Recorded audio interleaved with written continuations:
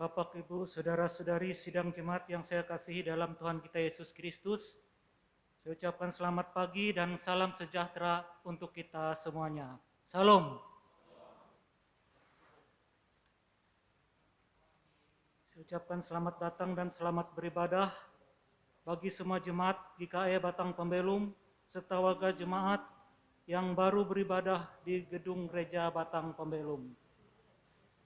Bagi anggota jemaat yang belum terdaftar, yang mempunyai kerinduan untuk menjadi anggota jemaat GKI Batang Pembelum agar dapat dilayani, dimohon kesediaannya untuk mendaftarkan diri di kantor Majelis Jemaat GKI Batang Pembelum setiap hari kerja mulai Selasa sampai dengan Sabtu pukul 9.00 sampai 12.00 waktu Indonesia Barat.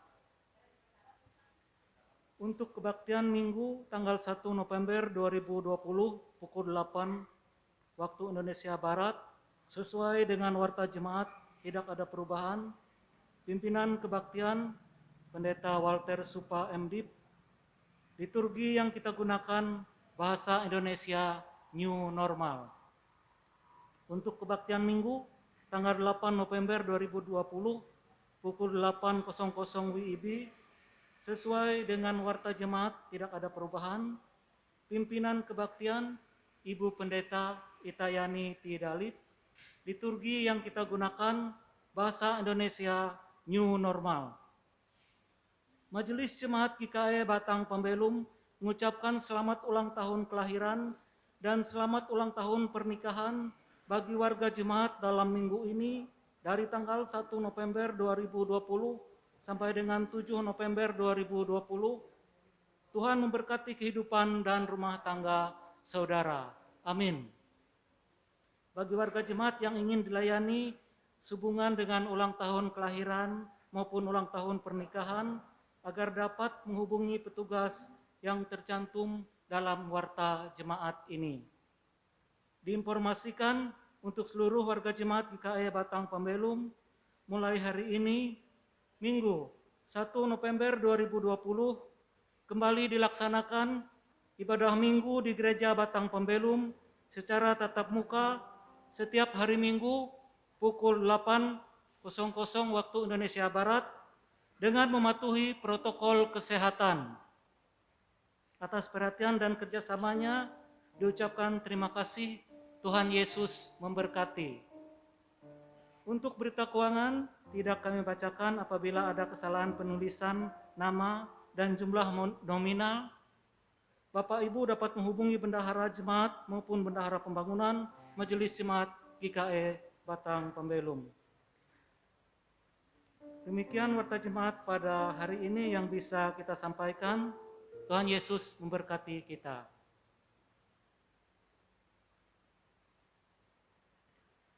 Hari ini kita beribadah dalam suasana yang disebut dengan tatanan normal baru, yang kita sebut dengan New Normal Life. Di tengah pandemi COVID-19, yaitu tatanan hidup baru di mana terdapat perubahan perilaku dan cara saat menjalankan aktivitas normal. Dalam tatanan normal baru ini, aktivitas peribadatan diaktifkan kembali dengan mengikuti protokol kesehatan yang ditetapkan pemerintah guna mencegah penularan COVID-19. Oleh karena itu, liturgi dan pola pelayanan ibadah hari Minggu ini mengalami perubahan dengan tidak mengurangi substansi dan makna dari peribadatan. Kita bersyukur meskipun dalam situasi seperti ini, kita masih diberi kesempatan untuk bersekutu dengan Tuhan dan dengan sesama. Marilah kita mengikuti ibadah ini dengan hikmat oleh karena pertolongan dan pimpinan Tuhan. Ibadah kita hari ini juga disiarkan secara langsung atau secara live streaming, sehingga saudara-saudari kita yang tidak dapat hadir dalam kondisi tertentu juga dapat mengikuti ibadah ini. Bapak Ibu yang saya kasihi dalam Tuhan kita Yesus Kristus, kita akan memulai ibadah kita dengan menyanyi dari nyanyian Kidung Baru nomor 2, bait yang pertama, Hai Mari Sembah, Jemaat diundang berdiri.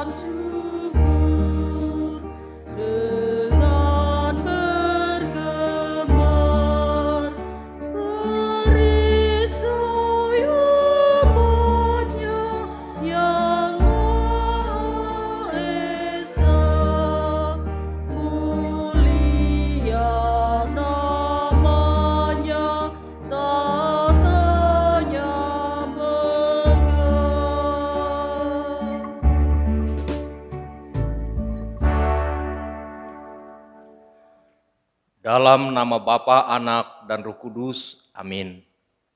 Kasih karunia dan damai sejahtera dari Allah Bapa kita dan dari Tuhan Yesus Kristus menyertai kamu. Amin.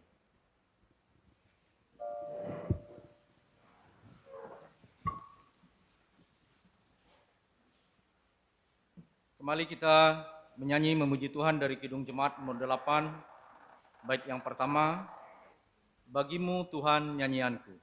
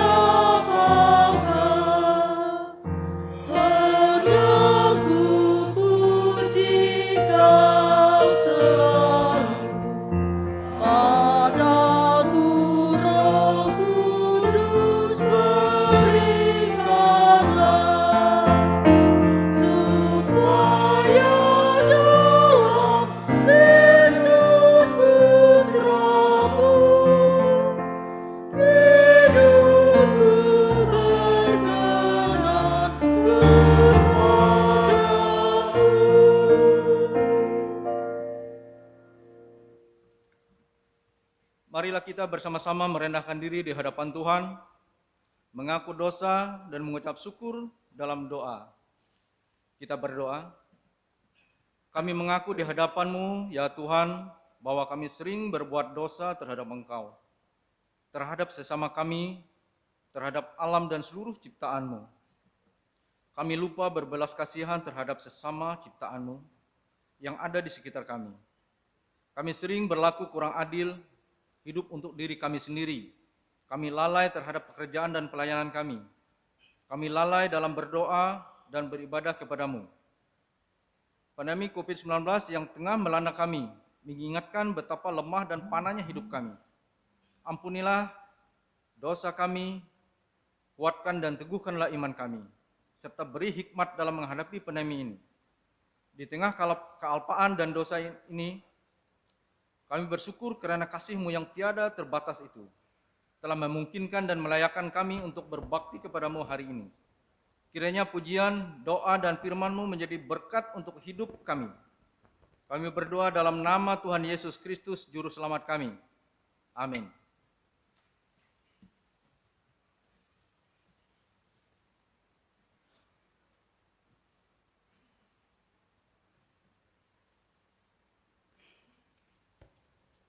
Marilah kita mendengar firman Allah yang tertulis dalam kitab Yosua pasalnya yang ketiga ayatnya yang ke-7 sampai yang ke-17 dengan perikop menyeberangi sungai Yordan.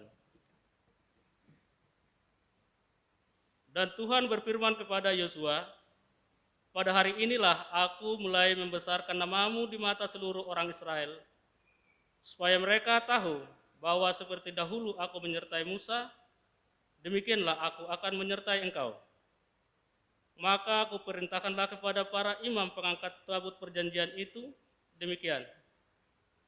Setelah kamu sampai ke tepi air sungai Yordan, haruslah kamu tetap berdiri di sungai Yordan itu.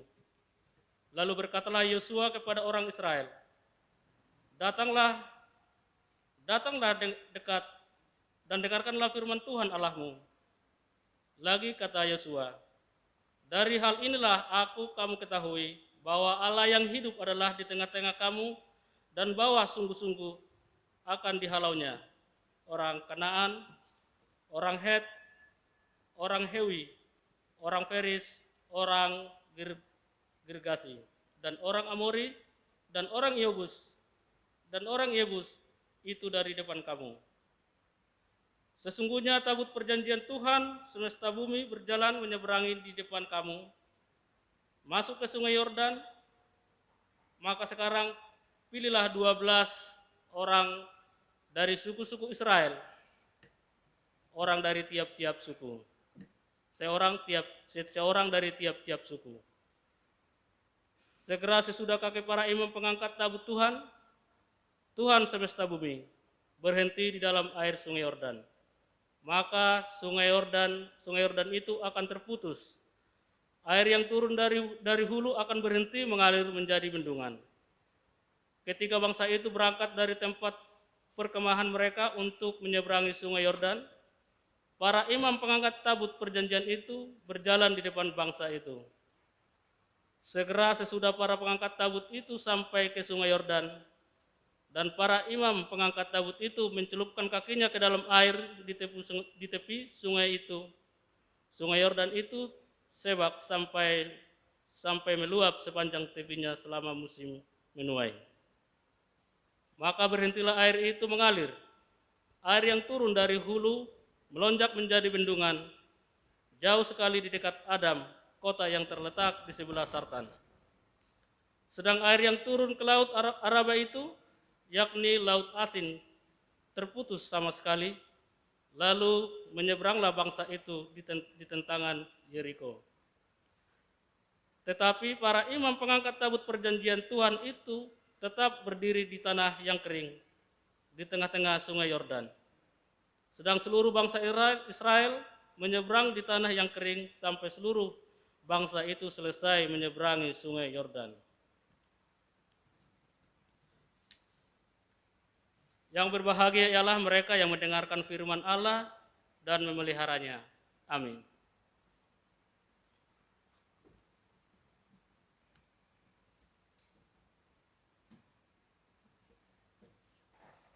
Kita angkat pujian kita dari nyanyian Kidung Baru nomor 116, bait yang pertama, Siapa yang berpegang.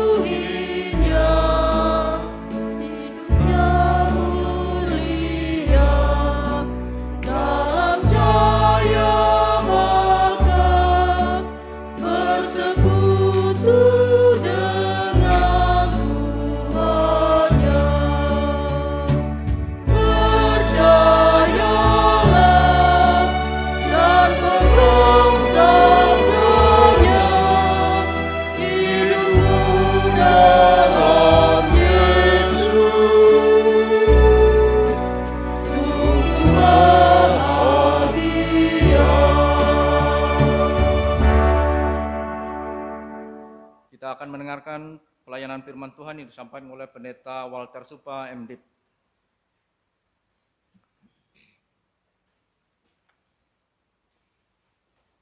Mari kita berdoa.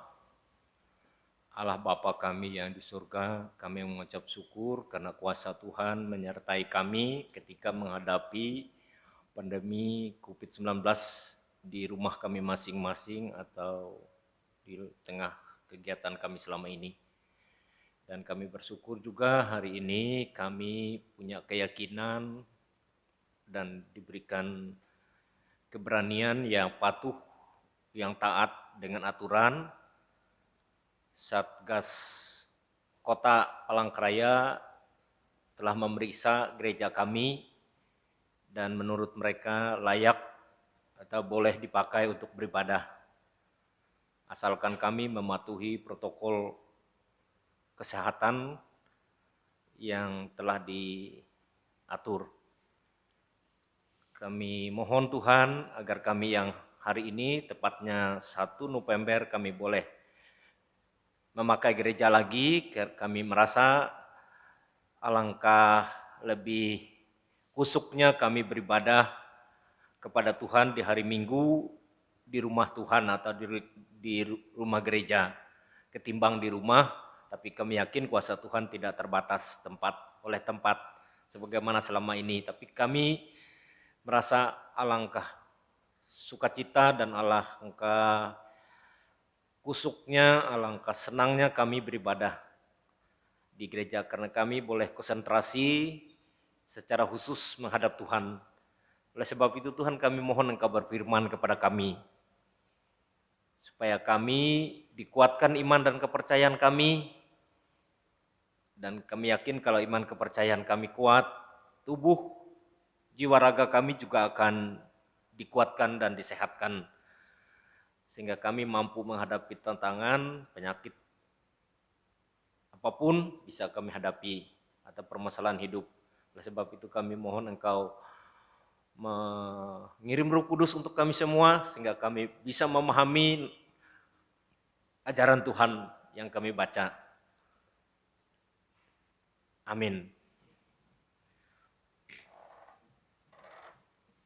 Sesuai almanak gereja diambil dari Matius pasal 23 ayat 1 sampai 12.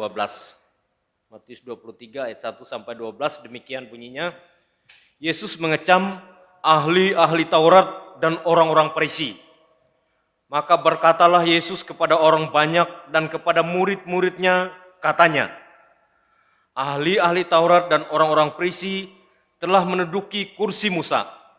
Sebab itu turutilah dan lakukanlah segala sesuatu yang mereka ajarkan kepadamu, tetapi janganlah kamu turuti perbuatan-perbuatan mereka, karena mereka mengajarkannya tetapi tidak melakukannya. Mereka mengikat beban-beban berat, lalu meletakkannya di atas bahu orang, tetapi mereka sendiri tidak mau menyentuhnya. Semua pekerjaan yang mereka lakukan hanya dimaksudkan supaya dilihat orang. Mereka memakai tali sembahyang yang lebar dan jubah yang panjang. Mereka suka duduk di tempat terhormat dalam perjamuan dan tempat terdepan di rumah ibadat. Mereka suka menerima penghormatan di pasar dan suka dipanggil rabi. Tetapi kamu janganlah kamu disebut rabi, karena hanya satu rabimu, dan kamu semua adalah saudara. Dan janganlah kamu menyebut siapapun bapa di bumi ini, karena hanya satu bapamu, yaitu Dia yang di sorga. Janganlah pula kamu disebut pemimpin, karena hanya satu pemimpinmu, yaitu Mesias. Barang siapa terbesar di antara kamu, hendaklah ia menjadi pelayanmu. Dan barang siapa meninggikan diri, ia akan direndahkan, dan barang siapa merendahkan diri, ia akan ditinggikan. Demikian firman Tuhan. Selamat pagi, salam sejahtera di dalam Tuhan kita Yesus Kristus. Kabar kita pasti baik-baik dan sehat-sehat, sukacita, dan oleh sebab itu kita merasa yakin bisa bertemu, bisa berkumpul di gereja hari ini. Jemaat yang dikasihi oleh Tuhan Yesus Kristus, saya jujur saja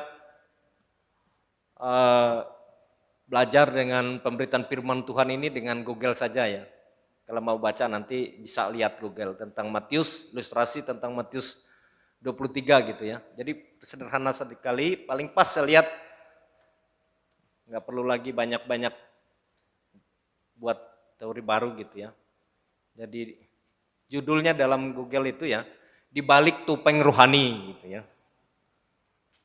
Dari nas ini bisa ilustrasinya, judul atau temanya Di Balik Topeng Rohani. Topeng paling gampang carinya ya kalau kita mau. Nah sekarang yang paling mirip-mirip topeng juga adalah masker. Sekarang macam-macam maskernya ya. Saya yang kaget itu ada masker yang kayak mulut ya, ada gigi-giginya. Sampai kaget saya. Kusangka memang gaya memang asli gitu, padahal topeng masker gitu ya. Nah, inilah manusia bisa bertopeng gitu ya.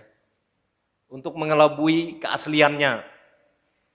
Bisa mengambil topeng-topeng macam-macam.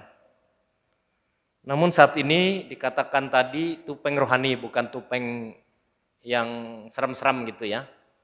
Topeng-topeng rohani. Dan yang sering memakainya, yang dikritik, yang atau dikecam oleh Yesus justru ahli Taurat dan orang Farisi. Rupanya ahli Taurat dan orang Farisi ini suka pakai topeng gitu ya, suka pakai topeng. Topeng mereka tadi dikatakan mereka hebat teori, menguasai ayat, menguasai peraturan, aturan-aturan, perintah-perintah, bahkan paceh mengucapkannya. Tetapi tidak mau melakukannya, tidak bisa mempraktekkannya, tidak bisa membuktikannya. Nah itulah topeng yang mereka,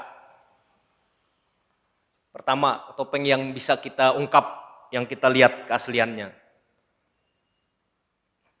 Masih lumayan lah saya pikir kalau pintar teori. Tadi dikatakan oleh langsung saja ya, mereka sudah menguasai kursi Musa, artinya menguasai urusan keagamaan, urusan Tuhan, mereka memang menguasai.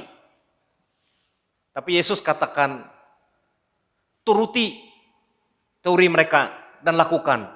Walaupun mereka tidak hanya mengatakan saja, mengajarkan saja, tapi memprakteknya tidak. Topeng yang kedua, mereka suka pamer penampilan. Penampilan entah pakai jubah, pakaian ibadah, aksesoris dan sebagainya ya. Mereka suka pakai itu ya. Mereka suka duduk di depan waktu pesta dan di rumah ibadat. Pokoknya suka penampilan, suka pasang aksi gitu ya. Cari perhatian, itu topeng yang kedua yang bisa kita lihat. Yang ketiga suka dipuji dan diminta dihormati. Jadi minta di pasar-pasar, minta orang agar memuji, menghormati, kalau ketemu harus dihormatilah, diberi cara penyembahan dan sebagainya. Yang keempat, suka dipanggil rabi atau pemimpin supaya bisa memberi pengaruh kepada orang lain. Jadi gelar rabi itu bisa dimanfaatkan untuk menakut-nakuti atau untuk membuat orang tidak berani protes, kritik, karena dia itu orang dekat dengan Tuhan gitu ya. Itulah yang kita sempat baca. Tapi kalau baca ayat sampai ayat 13 dan seterusnya itu banyak topeng-topeng lain ya. Topeng-topeng lain yang dibuat, yang dipraktekkan, dipakai oleh ahli Taurat dan orang Farisi. Tapi bukan saja zaman dulu begitu ya. Zaman sekarang pun, zaman Yesus, zaman sekarang ada banyak para pelayan gereja, bahkan orang Kristen, orang-orang pengikut Yesus yang hobi, bahkan rajin dan suka memakai praktek topeng rohani ya. Kayaknya sok rajin, sok taat, sok hebat, tapi kelakuannya bobrok gitu ya. Kalau ayat pembacaan selanjutnya sama dengan peti mayat. Peti mayat itu kan bagus kan? Apalagi kalau yang mahal, ada gambar Yesusnya. Coba buka di dalamnya, bau busuk. Bangkai di dalamnya, tulang belulang. Nah, ada banyak orang Kristen, pengikut Kristus, para pelayan gereja yang karakternya demikian. Oh, kalau khutbahnya bikin orang, tapi prakteknya terbalik ya, nggak ada. Nah, itu yang banyak terjadi dalam kehidupan kita. Sering memakai topeng-topeng rohani, dan itu berbahaya. Yesus katakan berbahaya ya. Tapi kalau kita lihat, coba lihat bahayanya. Kalau baca ayat 13,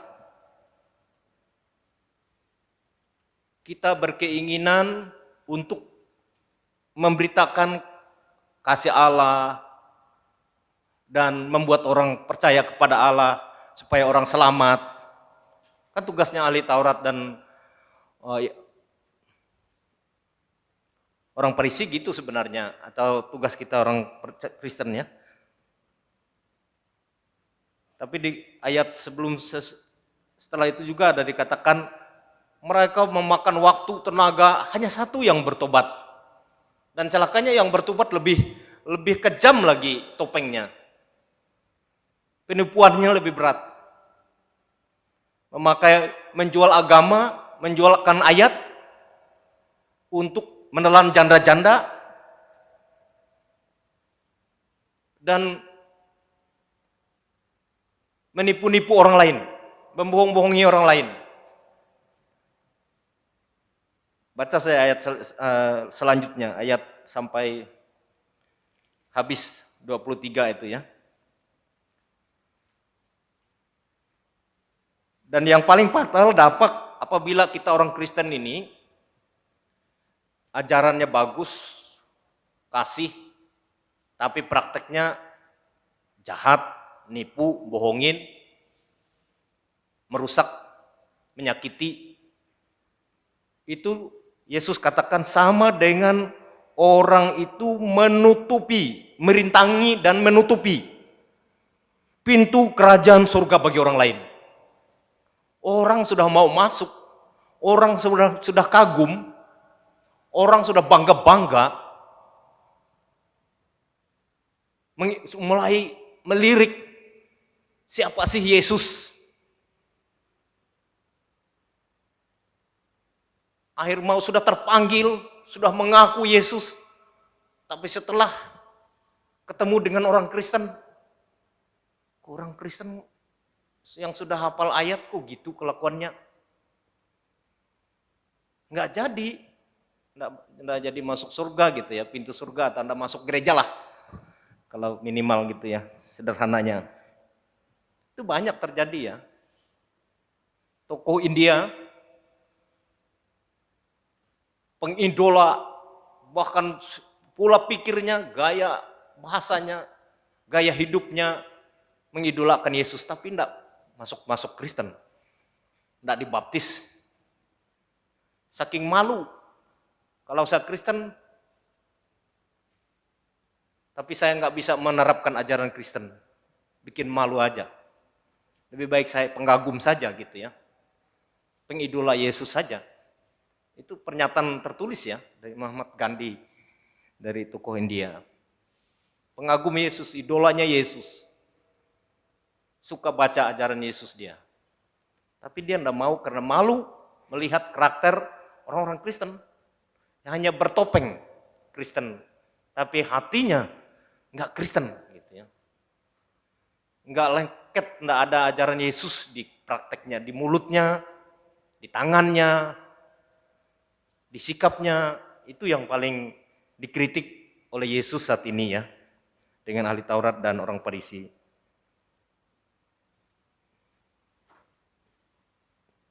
Akan menghalangi. Dan oleh sebab itu Yesus menghendaki kalau kita mau menjadi pengikut Kristus itu, ayat terakhir tadi yang kita baca, barang siapa terbesar di antara kamu hendaklah menjadi pelayanmu. Jadi karakter pelayan, siap menolong, siap membantu, itu karakter Yesus gitu ya. Siap berkorban, maka dianggap besar juga ya. Jadi mau dibesarkan. Karakter yang kedua dikatakan, dan barang siapa meninggikan diri ia harus direndahkan, dan barang siapa merendahkan diri ia akan ditinggikan. Jadi karakter topeng yang sebaiknya, topeng yang harus kita pakai ya gitu sebenarnya. Kita suka merendahkan diri, tidak usah ditinggikan. Kalau ada orang merendahkan kita, syukur ya, kita nggak sombong. Jadi malah kita di mata Tuhan, bahkan saya yakin di mata orang itu, kita justru dianggap tinggi memang.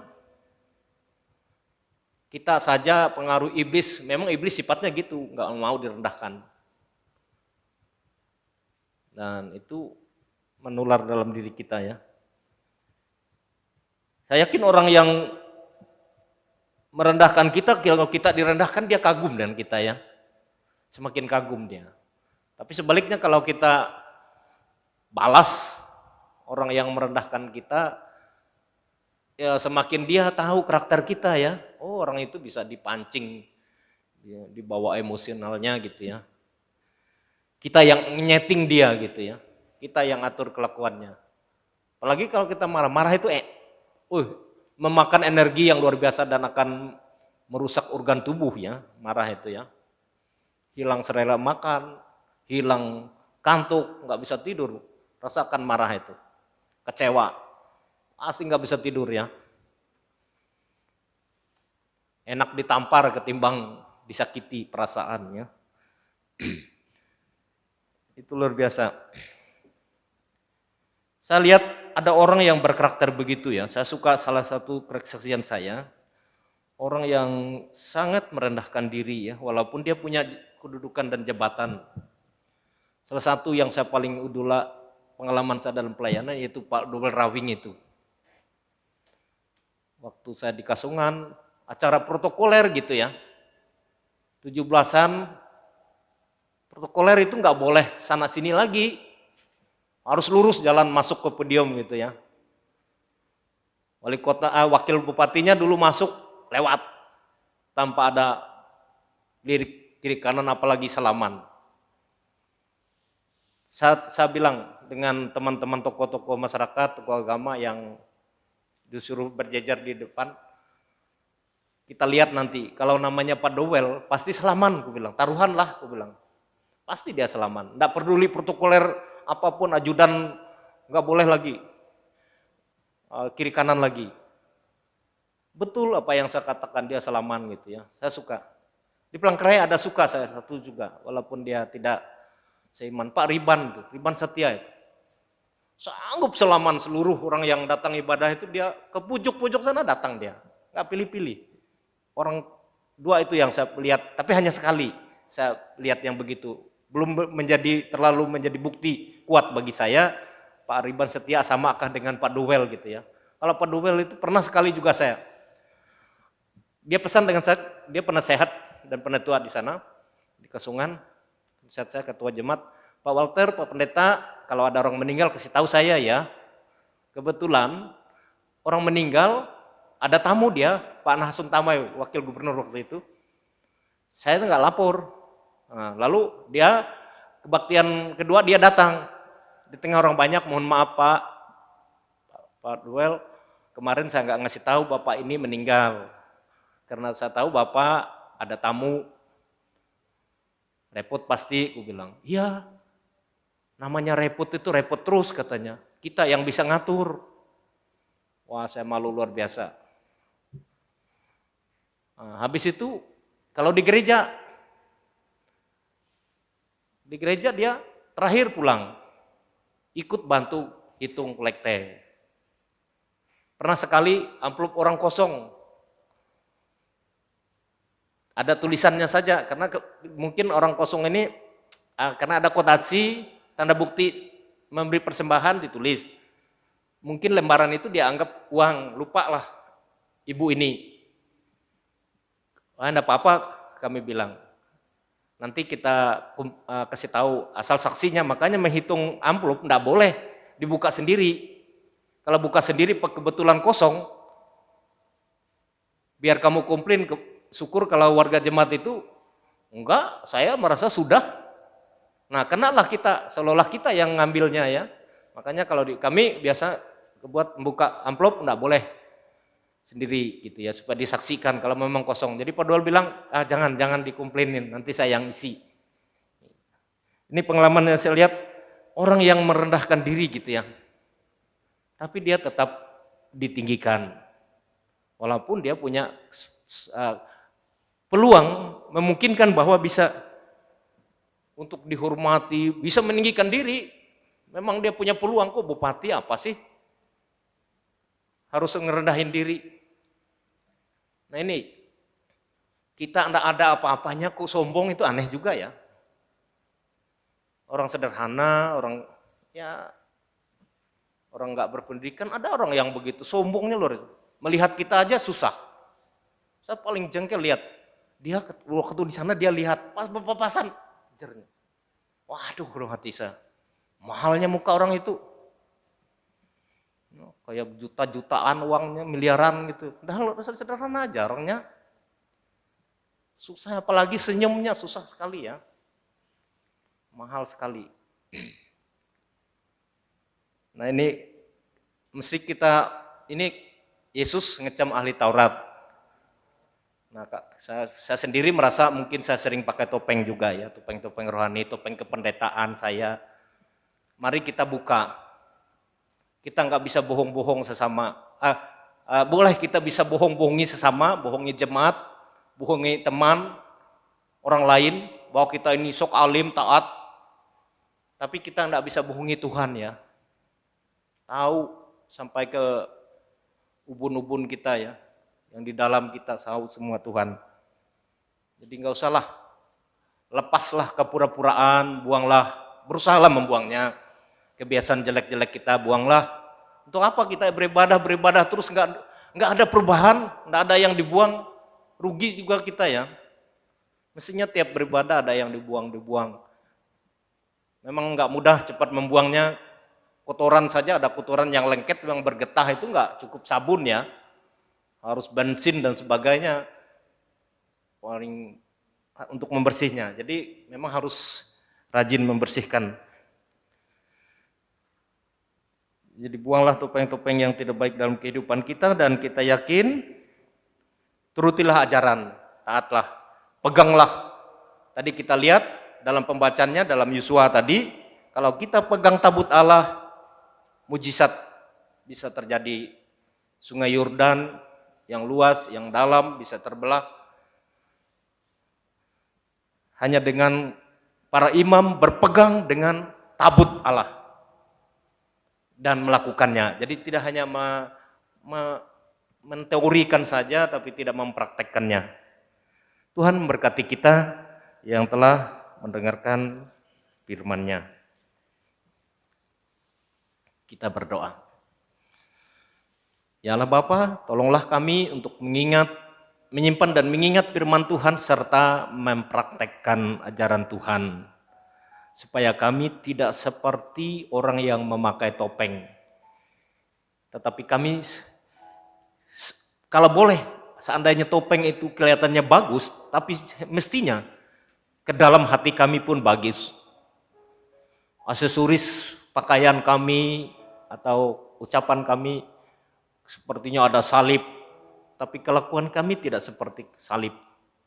Tapi kami ingin seandainya itu harus selaras.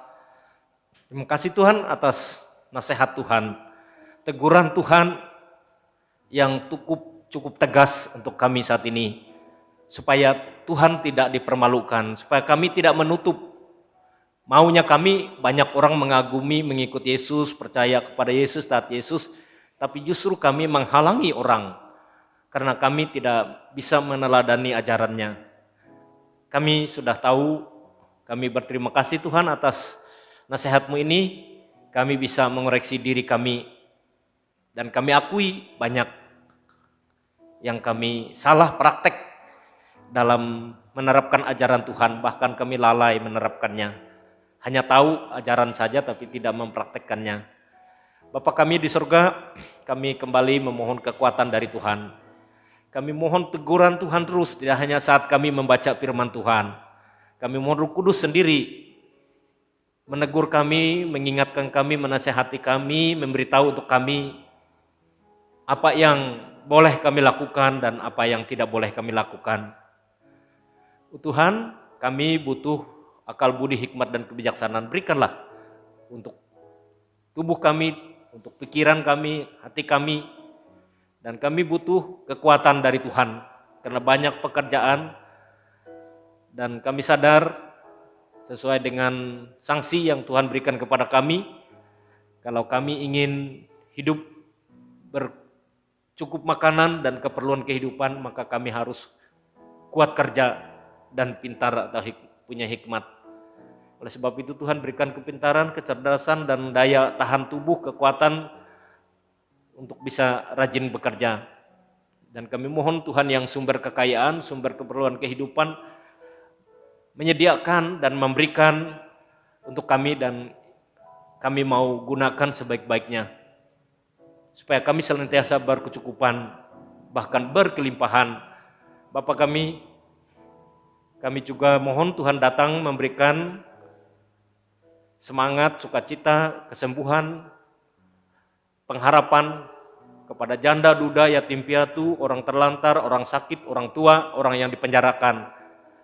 Datanglah Tuhan, berbisiklah, berbicaralah ke hati mereka, sehingga mereka juga datang berdoa kepada Tuhan dan ingat Tuhan. Dan kalau mereka tidak bisa melihat Tuhan, pakailah orang lain agar mendatangi mereka, menyemangati mereka, dan pakailah obat-obatan dokter agar bisa menyembuhkan sakit penyakit mereka. Dan khususnya kami mohon dampak atau kuasa COVID-19 ini sangat menakutkan kami.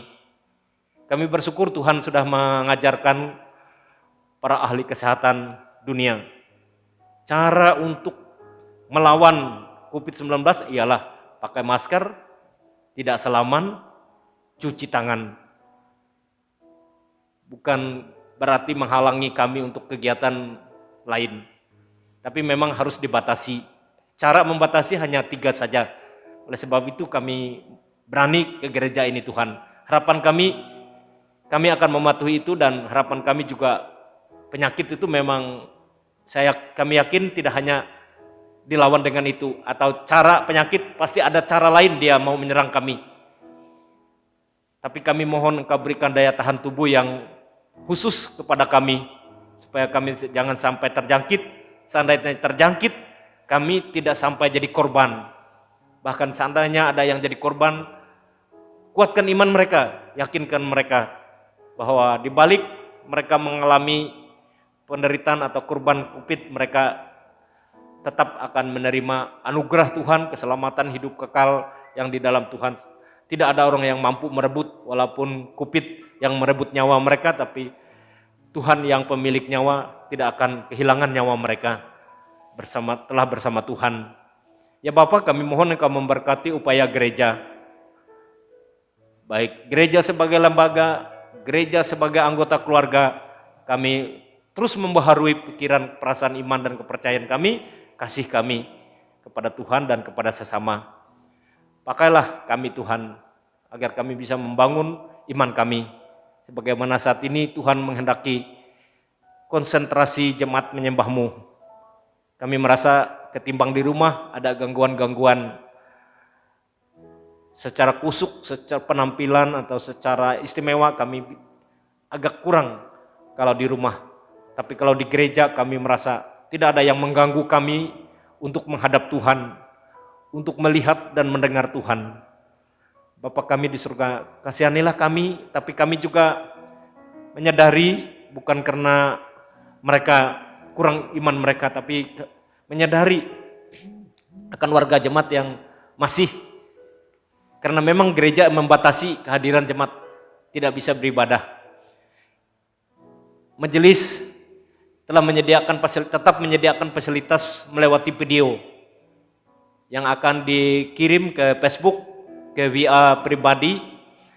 Kami mohon Tuhan memberkati warga jemaat yang tidak bisa beribadah, agar mereka ada waktu untuk membuka video tersebut, bisa mengikuti ibadah sambil kerjakah, atau secara khusus duduk memang khusus melihat, atau mengikuti ibadah melewati digital. Ya Bapa kami yang di surga, kami juga mohon Tuhan memberkati pemerintah di dunia ini supaya mereka menjalankan tugas memerintah rakyatnya dengan penuh kasih sayang dan pembangunan yang adil dan merata, khususnya bangsa kami Indonesia. Pakailah presiden sampai menteri dan sampai kepada ketua RT. Bapak kami mohon memberkati proses pemilihan kepala daerah, bupati, gubernur, wali kota, khususnya di Palangkaraya dan Sampit. Kami mohon Tuhan memberkati proses pemilihan gubernur kami dan bupati di Sampit, supaya kami bisa, rakyat bisa memilih di antara calon-calon yang baik semua, tetapi ada yang terbaik. Kami mohon Tuhan bekerja melewati mereka yang mau mengabdikan diri jadi pemimpin, supaya mereka betul-betul bisa menyampaikan isi hati mereka, bahkan bisa meyakinkan janji-janji mereka, sehingga pendengar boleh memilih mereka nanti, dan kiranya mereka tidak lupa dengan janji-janji mereka.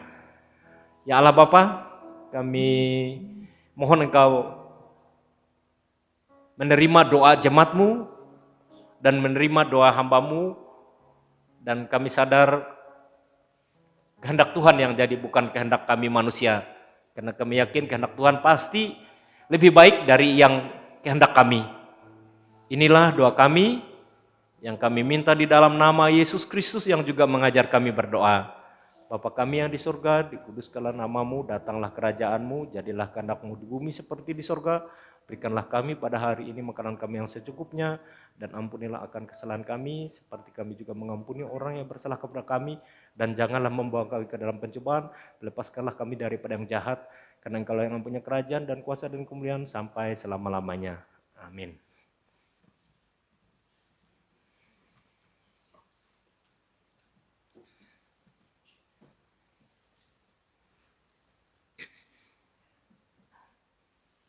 Kita akan menyampaikan persembahan syukur kita, dan kami akan bacakan nas pengantar untuk kita yang diambil dari Mazmur 54 ayat yang ke-8 dan 1 Tawarikh 29 ayat 17a yang berbunyi demikian. Dengan rela hati aku mempersembahkan korban kepadamu, bersyukur sebab namamu baik, ya Tuhan. Aku tahu ya Allahku bahwa Engkau adalah penguji hati dan berkenan kepada keikhlasan. Maka aku pun mempersembahkan semuanya itu dengan sukarela dan tulus ikhlas. Mari kita berdoa. Dengan sukacita dan sukarela kami mau memberikan persembahan kami kepadamu ya Tuhan, untuk menopang pelayanan gerejamu di tengah pandemi COVID-19 ini.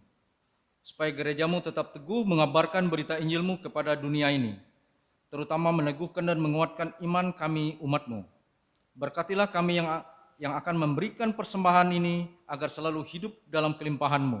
Amin.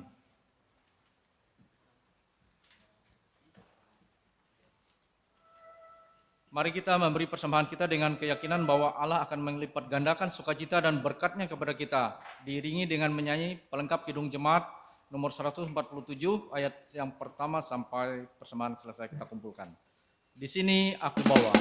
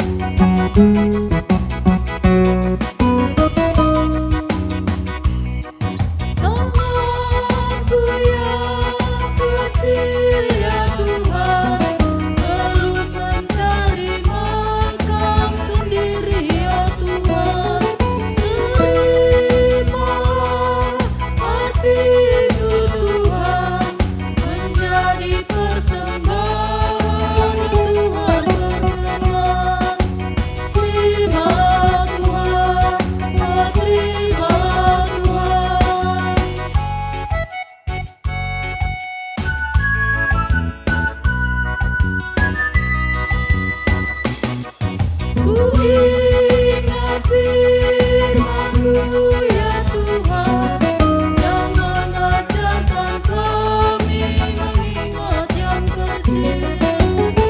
Berkati semuanya Tuhan, supaya persembahan tetap mengalir terus. Terima Tuhan, oh terima Tuhan. Kita kembali ke bait yang pertama.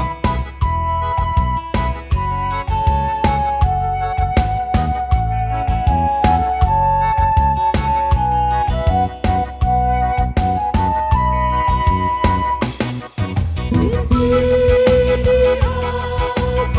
aku bawa Tuhan, persembahan hidupku semoga berkenan. Berapapun wilayah Tuhan, dibandingkan berkat-Mu yang Kau limpahkan. Terima Tuhan, oh terima Tuhan.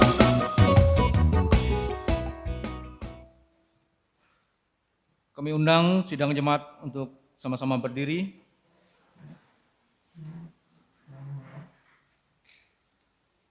Marilah kita bersama-sama sekalian orang percaya dari segala masa dan tempat.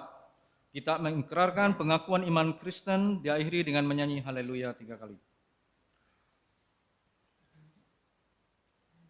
Aku percaya kepada Allah Bapa yang Maha Kuasa, Khalik langit dan bumi, dan kepada Yesus Kristus anaknya yang tunggal Tuhan kita, yang dikandung daripada Roh Kudus, lahir dari anak darah Maria, yang menderita di bawah pemerintahan Pontius Pilatus, disalibkan, mati dan dikuburkan, turun ke dalam kerajaan maut.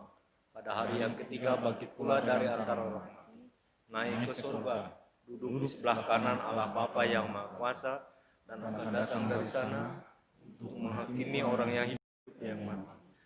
Aku percaya kepada Roh Kudus, gereja yang kudus dan am, persekutuan orang kudus, pengampunan dosa, kebangkitan tubuh, dan hidup yang kekal.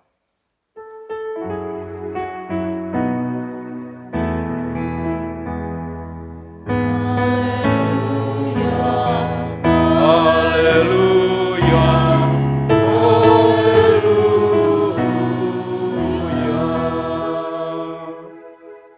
Terima berkat Tuhan. Tuhan memberkati engkau dan melindungi engkau. Tuhan menyinari engkau dengan wajahnya dan memberi engkau kasih karunia.